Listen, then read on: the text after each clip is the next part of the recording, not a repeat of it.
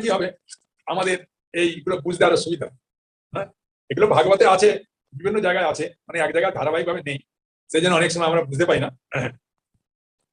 তা ব্রহ্মার পুত্র হচ্ছে অত্রি মুনি, ঠিক আছে।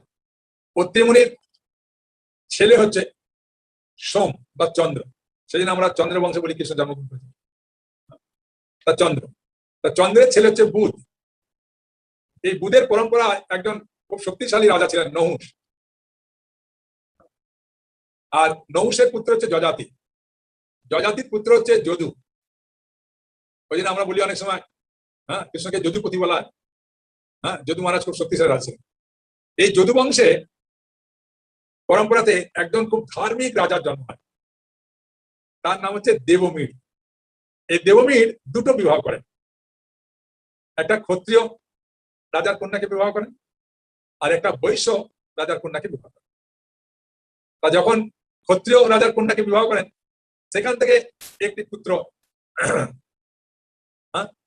তার পুত্র হয়, তার নাম হচ্ছে সুর, অর্থাৎ সুরসেন, ঠিক আছে। আর বৈশ্য রাজার কন্যাকে বিবাহ করেন, সেখান থেকে পুত্রের জন্ম হয়, তার নাম হচ্ছে পর্জন্য, পর্জন্য মহারাজ বলা হয়। এখন এই বৈশ্য কন্যা যে তাকে যে বিবাহ করেছেন, সন্তান হচ্ছে পর্জন্য, এই পর্জন্যকে তার দাদু অর্থাৎ মায়ের বাবু তাকে নিয়ে চলে যায়, নিয়ে গিয়ে তাকে গোপ বংশের রাজা করতেন। আর সুরসেন তাহলে তার নিজের বাড়িতে রইল। দেববীর তাকে, সে তার যে রাজত্ব করতেন সেই রাজবংশে তাকে রাজা করতেন, ঠিক আছে। এই পর্জন্য মহারাজ তিনি বরিয়সী গোপীকে বিবাহ করে তার 5টা সন্তান, পুত্র হয়, 2টি কন্যা। এই 5টার মধ্যে হচ্ছে উপানন্দ, অভিনন্দ, উপানন্দ, নন্দ, সুনন্দন আর নন্দন। আর 2টি কন্যা হয়। 2টি কন্যার নাম আমার জানা নেই, কোথাও আছে উল্লেখ। তাই 5টা পুত্রের মধ্যে নন্দ আগে উপানন্দকে রাজা করেছিল।